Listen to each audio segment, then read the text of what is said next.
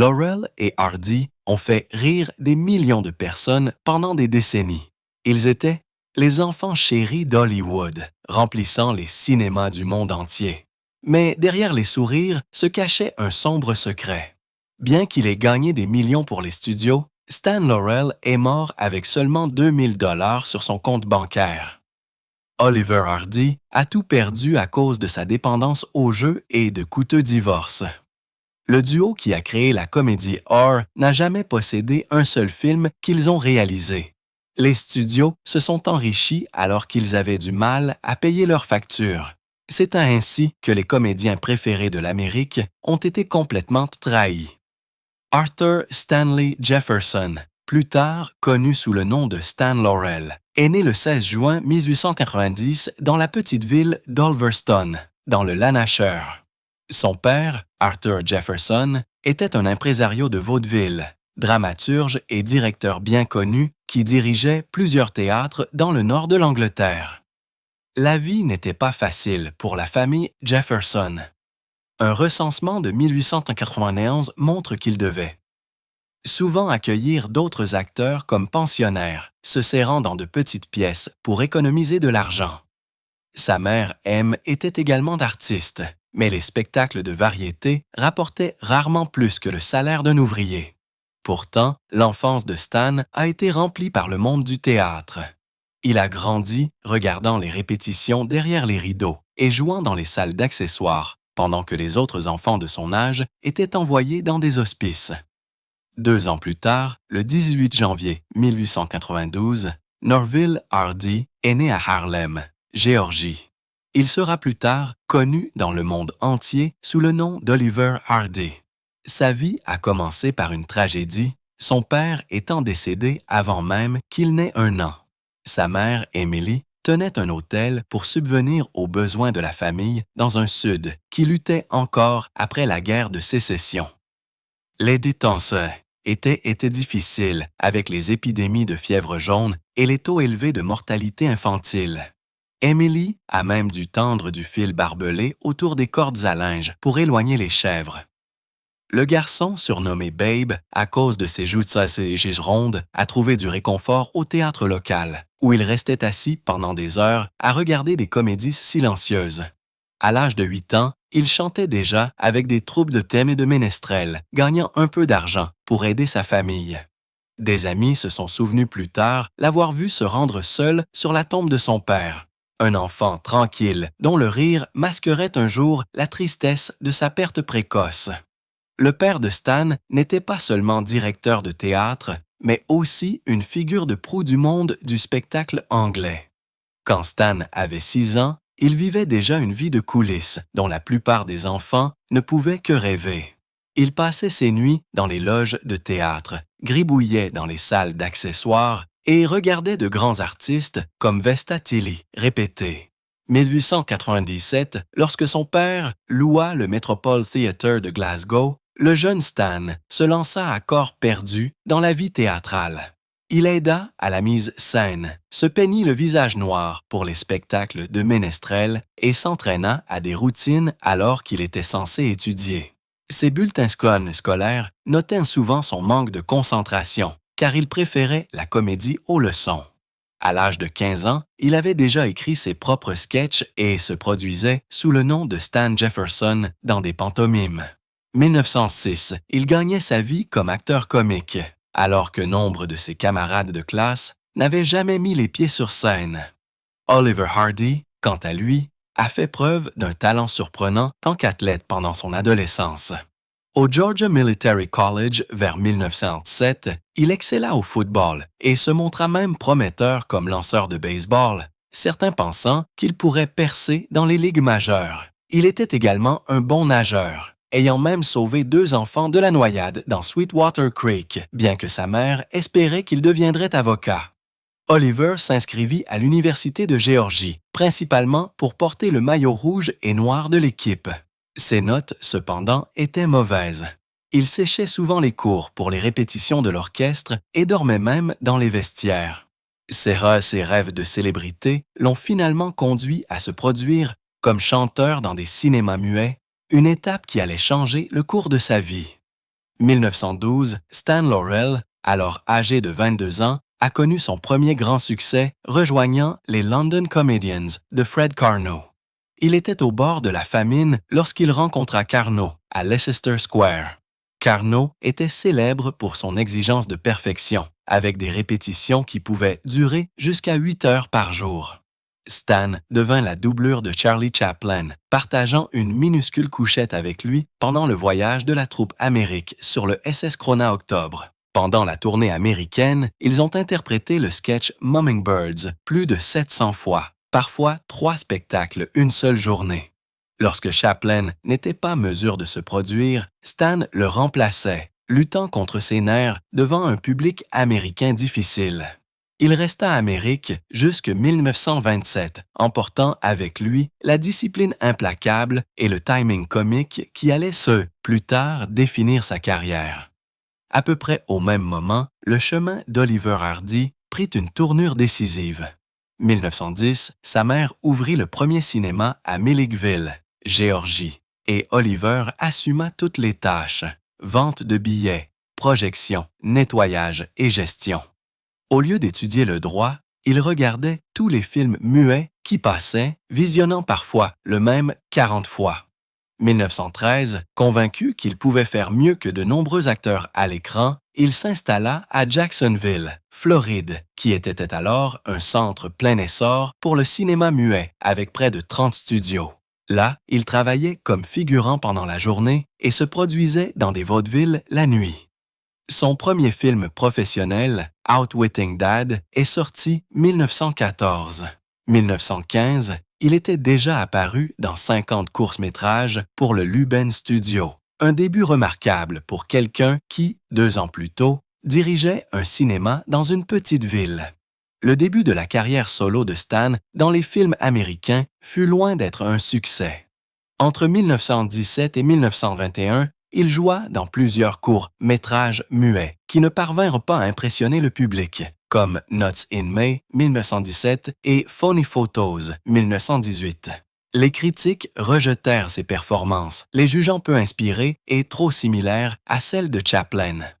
Il devint la cible de plaisanteries dans les revues spécialisées et sa parodie The Lucky Dog 1921, dans laquelle il jouait, attira peu d'attention à l'époque.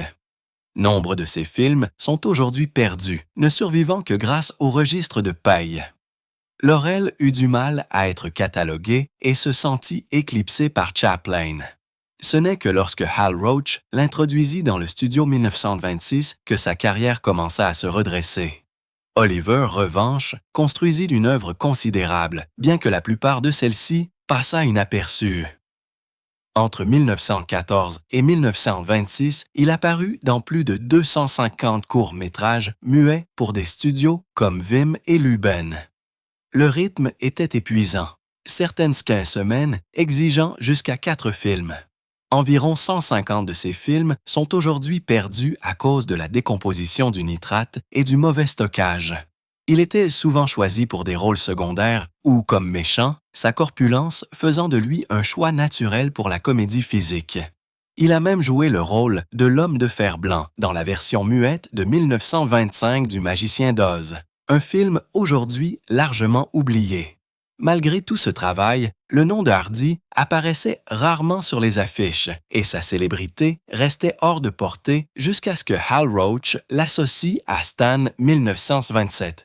Curieusement, les 2 hommes s'étaient déjà croisés des années auparavant. Décembre 1921, ils apparurent ensemble dans un court-métrage de comédie muette intitulé The Lucky Dog. Laurel jouait le rôle d'un homme malchanceux, tandis que Hardy jouait le rôle d'un voleur maladroit. Les historiens ont déterminé plus tard que le film avait été tourné à la fin de 1920 ou au début de 1921, utilisant des preuves tirées de revues spécialisées et d'immatriculation de voitures. À l'époque, cela n'a pas marqué leur carrière. Fait, les 2 ont admis plus tard qu'ils n'avaient aucun souvenir de cette rencontre.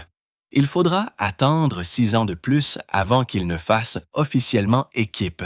Un écart étonnant compte tenu de l'alchimie parfaite qu'ils partageraient un jour. 1926, les studios Hal Roach à Hollywood étaient pleins de talent, mais un chevauchement fortuit créa quelque chose d'inoubliable. Stan Laurel venait d'être réembauché, non pas comme acteur, mais principalement pour écrire et réaliser de courts-métrages comiques. Au même moment, Oliver Hardy, connu sous le nom de Babe, signait un contrat tant qu'artiste-interprète. Aucun des deux hommes ne savait que ce timing allait conduire à l'une des plus grandes équipes comiques de l'histoire. Au début, ils travaillèrent sur des projets distincts dans la série All Stars de Roach. Lentement, ils commencèrent à apparaître dans les mêmes courts-métrages et le public remarqua la façon dont leurs personnalités différentes se complétaient. Hal Roach admit plus tard que tout s'était passé par accident, disant que cela n'aurait jamais pu fonctionner si les trois ne s'étaient pas rencontrés au bon endroit et au bon moment. Le véritable tournant est venu grâce au réalisateur Leo McCarey. Tout travaillant avec eux sur des projets d'ensemble, il vit quelque chose que les autres ne voyaient pas. Chaque fois que Laurel et Hardy partageaient une scène, la comédie semblait naturelle. L'innocence enfantine de Laurel s'opposait parfaitement à la nature frustrée et autoritaire de Hardy. McCarey décida de se concentrer sur cette alchimie, écrivant des gags qui les plaçaient ensemble plutôt que séparément. Il transforma même son irritation face à un nœud papillon mal noué, une routine où Hardy se débattait avec le sien. Sous la direction de McCarey, leur comédie ralentit par rapport au style effréné de l'époque, laissant le personnage et le timing susciter les rires. Beaucoup le considèrent comme le premier à avoir réellement vu qu'ils étaient plus forts équipes qu'individuellement. Le 3 décembre 1927, leur premier film officiel tant que duo, Potting Pants on Philly Lip, fut présenté avant-première. Le court-métrage mettait scène Stan dans le rôle d'un rustre écossais kilt, embarrassant constamment son oncle rigide, joué par Hardy. Le film contenait de nombreux moments de slapstick, des kilts gonflés aux courses folles dans la ville. Bien que ce ne soit pas encore le style exact qui les a rendus célèbres, c'était le début de leur duo emblématique. Au cours des quelques films suivants, ils ont façonné les personnages que le public a fini par aimer, transformant de simples routines certains des moments les plus mémorables de l'histoire de la comédie. Derrière la caméra, Stan Laurel est devenu la force motrice. Alors que Hardy profitait de son temps libre sur le terrain de golf, Laurel se consacrait à chaque détail. Il écrivait des scénarios, planifiait des gags, réalisait des scènes sans crédit officiel et passait de longues nuits à revoir des bobines de films. 1929, il était reconnu comme le principal scénariste et chef de file créatif.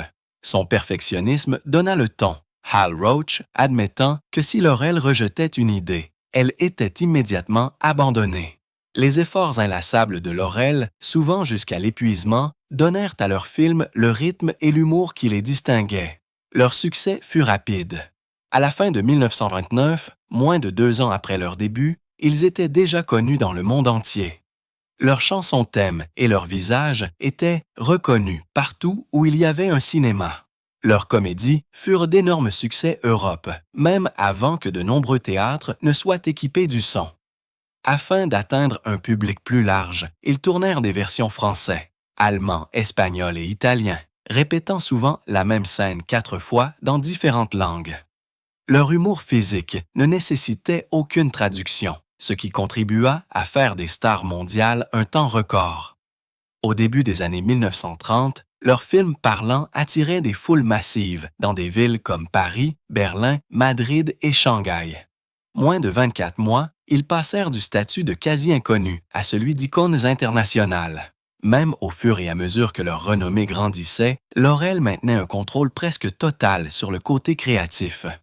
Bien que les réalisateurs soient crédités, Laurel supervisait l'écriture, supervisait les gags et remontait même les films pour obtenir le timing parfait. Hal Roach confirma que la parole de Laurel était définitive. Il demandait souvent à son équipe de scénaristes de se surpasser pour améliorer les blagues, cherchant toujours quelque chose de plus drôle. Alors que Hardy restait à l'écart de la planification, Laurel travaillait sans relâche, façonnant chaque détail. De nombreux historiens s'accordent aujourd'hui à dire qu'il était le véritable réalisateur coulisses, bien qu'il ait rarement reçu le crédit. 1932, ils atteignirent un nouveau sommet avec The Music Box. L'histoire, centrée sur la livraison d'un piano haut d'un long escalier, leur valut le premier Oscar d'Hollywood du meilleur court-métrage, prise de vue réelle le 18 novembre 1932.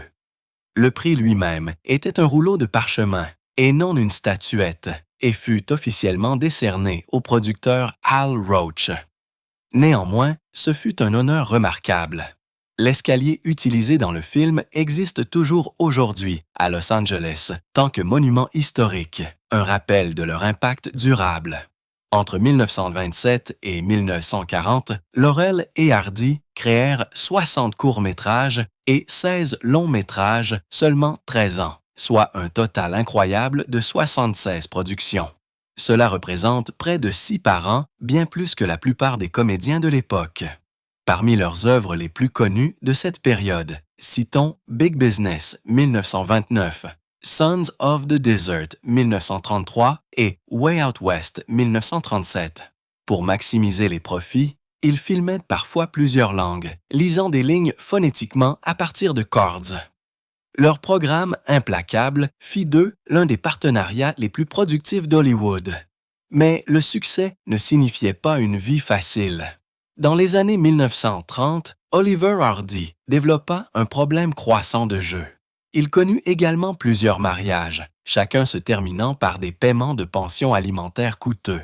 Dans les années 1950, les deux hommes étaient loin d'être riches et Hardy accepta même une tournée difficile en Angleterre pour rembourser ses dettes, bien que sa santé déclinante l'ait écourté. Il passa ses dernières années dans une modeste maison de la vallée de San Fernando, loin de la vie glamour que les gens imaginaient. Malgré les énormes profits de tout ça, leurs films, les deux hommes n'ont jamais partagé la propriété ou les revenus à long terme.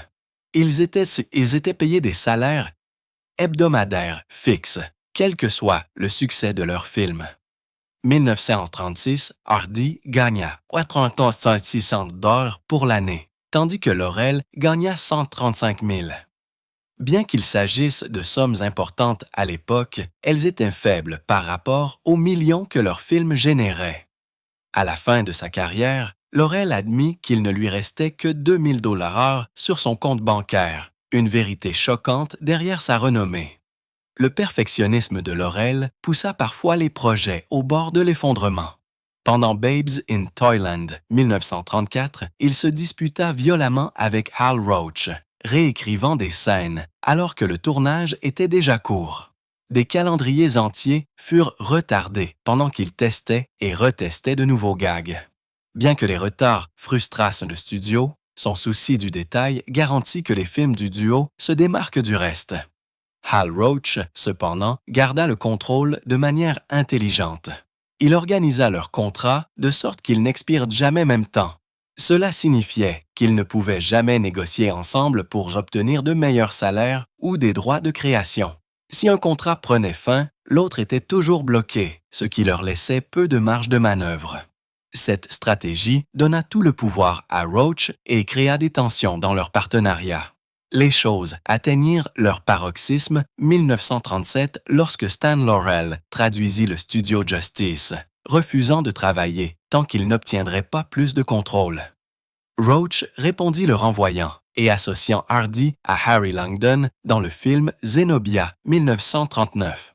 Les fans furent choqués et beaucoup pensèrent que le partenariat était définitivement terminé.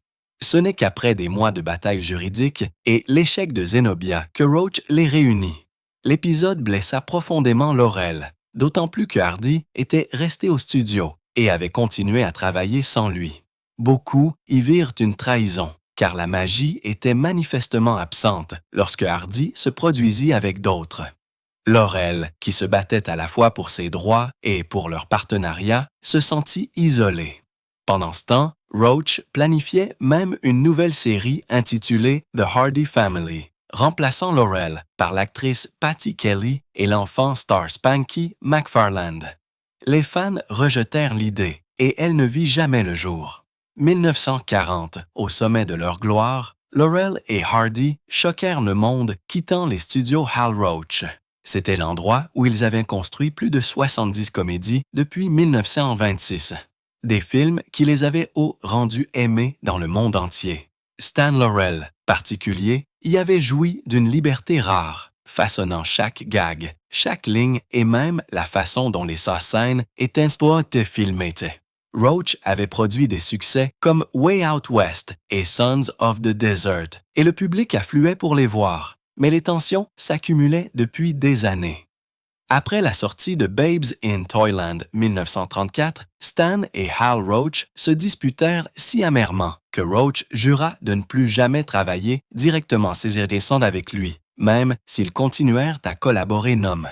1940, l'ingérence du studio et les différends amers sur les crédits de création étaient devenus insupportables. Après avoir terminé Aesop's at Sea, le duo alla espérant avoir plus de contrôle artistique. Ironiquement, leur décision de signer avec les grands studios 20th Century Fox et MGM allait supprimer la liberté même qu'ils recherchaient.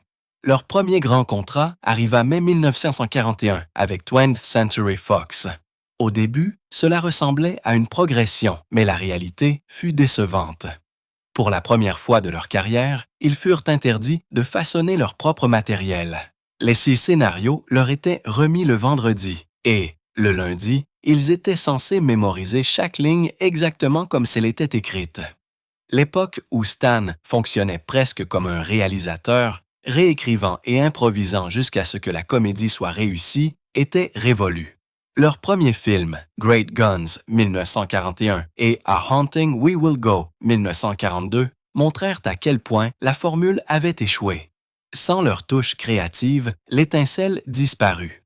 Laurel déclara plus tard que ce fut un choc total de passer d'une implication totale à être traités comme de simples acteurs embauchés. Le duo, qui avait autrefois créé certaines des comédies les plus inventives jamais filmées, n'avait plus son mot à dire sur la façon dont leurs propres films étaient réalisés. Fox et MGM leur accordèrent les budgets les plus importants de leur carrière, souvent entre 300 000 et 450 000 $ par film, un énorme bond par rapport aux années Roach. Mais l'argent n'améliora pas les films. Au lieu de financer des routines intelligentes ou du slapstick imaginatif, il servit à payer les salaires des producteurs, les distributions de soutien gonflés et les décors soignés. Entre 1941 et 1944, le duo réalisa 8 longs métrages qui rapportèrent des millions, mais les critiques et les fans de longue date s'accordèrent à dire que c'étaient leurs œuvres les plus faibles. Stan Laurel était si mécontent des résultats qu'il refusa plus tard de regarder ses films, les qualifiant de faillite artistique. Même leur apparence fut altérée. Les studios ajoutèrent un maquillage étrange et tentèrent de moderniser leur style, laissant le public perplexe. Les budgets plus importants n'avaient acheté que la médiocrité. Les choses s'aggravèrent encore avec The Bullfighters 1945. À ce moment-là, les studios se souciaient, si peu qu'ils remplirent les scènes avec des séquences recyclées, empruntant même des plans au drame de Tyrone Power Blood and Sand. De vieux gags furent tirés de leurs propres courts-métrages antérieurs, comme Going Bye Bye de 1934, tandis que des séquences d'archives remplissaient le reste. Lorsque le film s'avéra être un succès mineur, Fox proposa de rouvrir toute son unité de films de série B rien que pour eux. Mais l'offre ressemblait à une insulte. Plutôt que de continuer, Laurel et Hardy rachetèrent sans leur contrat, perdant de l'argent juste pour échapper à l'humiliation. Stan Laurel admit plus tard que les années 1940 dans les studios furent la pire période de nos carrières. Dans des lettres et des entrevues, il se décrivit comme un simple employé, dépouillé de la joie qui venait de la création de leur art. Il rejeta ces films comme insignifiants par rapport au rire authentique de leur jour chez Roach. Dans ces dernières années, il conseilla aux fans de ne pas regarder du tout les films des studios, mais plutôt de revoir les classiques. Il confessa que la perte de sa voix créative l'avait laissé se sentir impuissant et inutile. Le déclin n'était pas seulement créatif. 1946, Laurel révéla dans une entrevue avec The New Statesman qu'il ne lui restait que 2000 dollars dans son compte bancaire et qu'il survivait avec 200 dollars par mois. C'était choquant quand on considère que pendant 14 années consécutives, Laurel et Hardy avaient rempli les cinémas du monde entier et rapporté des millions aux studios. Pourtant, les contrats qu'ils avaient signés ne leur laissaient presque rien. Ils avaient été des noms familiers. Pourtant, ils vivaient comme s'ils avaient un salaire modeste. Les difficultés personnelles d'Oliver Hardy empirèrent les choses. Il développa une grave dépendance au jeu, se précipitant souvent des studios directement à l'hippodrome ou aux tables de cartes. Même gagnant des milliers de dollars par semaine, il pouvait tout perdre une seule nuit. À la fin des années 1940, les dettes étaient devenues si lourdes qu'il fut forcé de vivre dans une modeste maison de la vallée de San Fernando, loin du style de vie glamour que les gens imaginaient. Les deux hommes subirent également des divorces amers.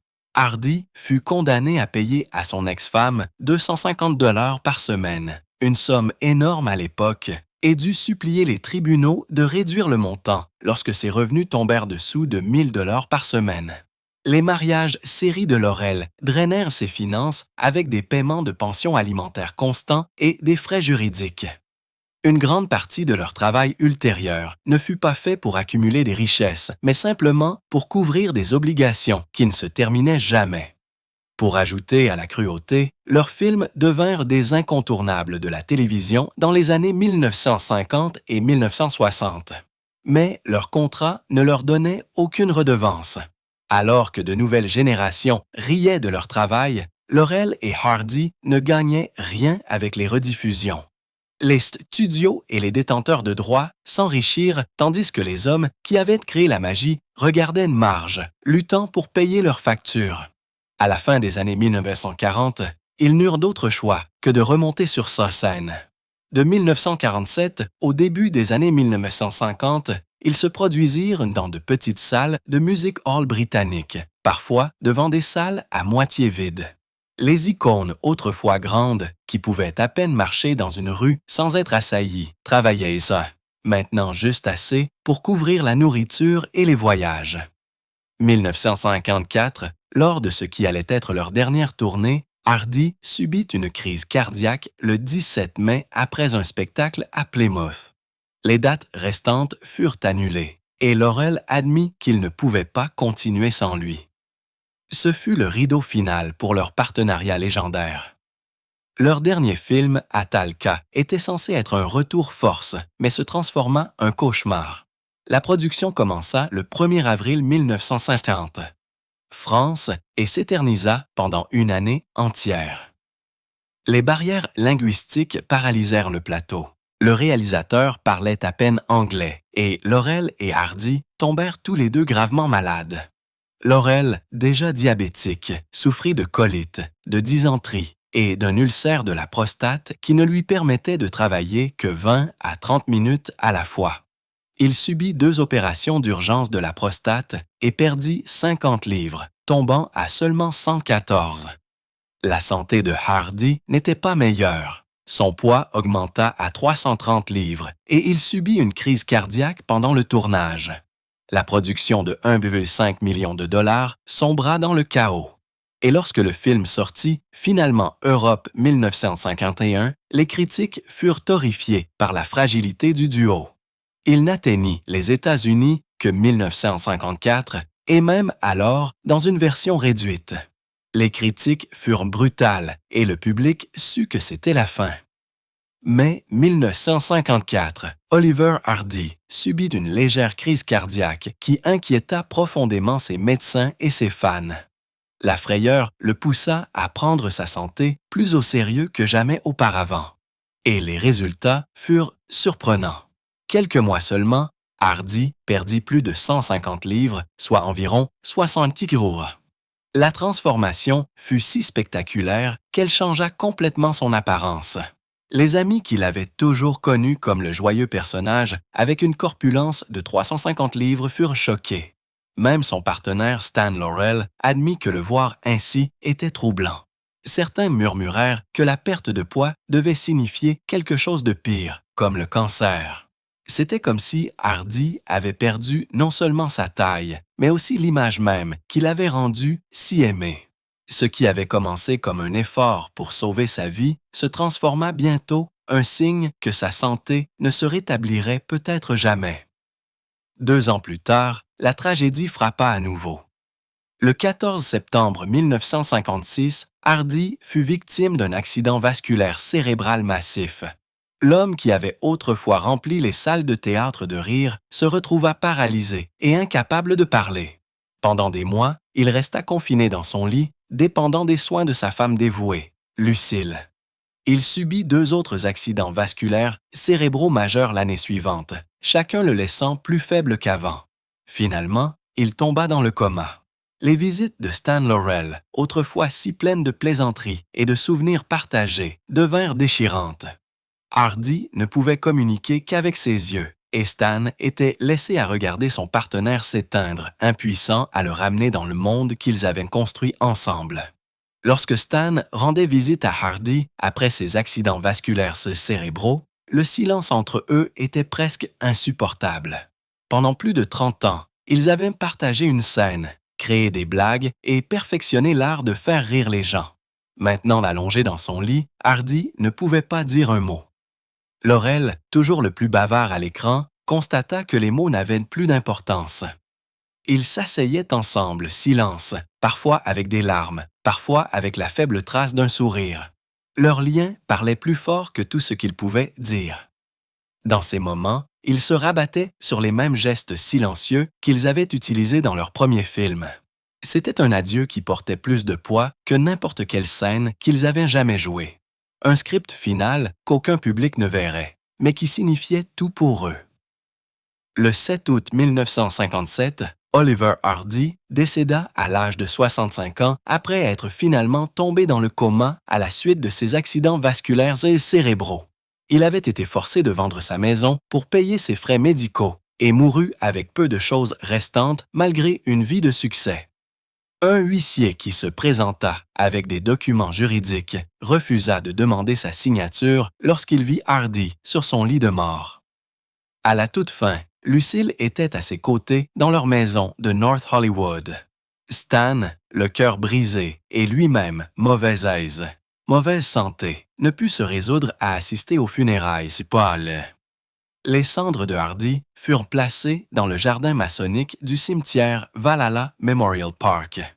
Et avec son décès, l'une des plus grandes équipes comiques de l'histoire prit fin. Lorsqu'on lui demanda ce qu'il pensait de la mort de Hardy, Stan Laurel répondit tranquillement. « C'est la fin de l'histoire de Laurel et Hardy. » Il expliqua simplement son absence aux funérailles par les mots suivants. « Babe comprendrait », utilisant le surnom de Hardy. Après ce jour, Laurel ne réapparut plus jamais sur scène ou à l'écran. Des offres affluèrent au fil des ans de producteurs et d'amis d'Hollywood, mais il refusa chacune d'entre elles. Pour lui, se produire sans Hardy était impossible. Il croyait que leur scène avait toujours été quelque chose qu'il partageait, et sans son partenaire, cela ne lui semblait plus juste. À la retraite, Laurel resta seul. Pourtant, il ne fut jamais inactif. Il passait ses journées à un bureau soigneusement rangé, à écrire des sketchs comiques, des gags et des routines destinées à eux deux, même s'il savait qu'ils ne seraient plus jamais joués. Il répondait aux lettres des fans avec soin et chaleur, surprenant souvent les gens par sa générosité. Des amis comme Dick Van Dyke révélèrent plus tard que Laurel n'avait jamais cessé de penser à la comédie, mais il refusa de la partager avec qui que ce soit d'autre. Pour lui, elle n'appartenait qu'à Hardy. Stan Laurel décéda le 23 février 1965 à l'âge de 74 ans. Il avait vécu dans un modeste appartement de 3 pièces à Santa Monica, évitant la vie publique parce qu'il ne voulait pas que les gens le voient dans un état fragile. Cet après-midi-là, il subit une crise cardiaque. À 13h45, il décéda avec sa femme, Ida, et son infirmière à proximité. Dans ses derniers instants, il réussit encore à prononcer une phrase pleine d'humour. « J'aimerais skier », dit-il avec un léger sourire. Lorsqu'on lui demanda s'il avait déjà skié, il répondit « Non, mais je préférerais skier que de faire ce que je suis train de faire. » Ce fut une fin tranquille et presque ludique à une vie qui avait donné de la joie à des millions de personnes. Pendant près d'une décennie, il avait choisi la solitude plutôt que les projecteurs, s'accrochant au souvenir d'un partenariat qui ne pourrait jamais être remplacé. Avec son décès, le dernier chapitre se ferma sur Laurel et Hardy, le duo qui avait autrefois fait rire le monde plus fort que quiconque.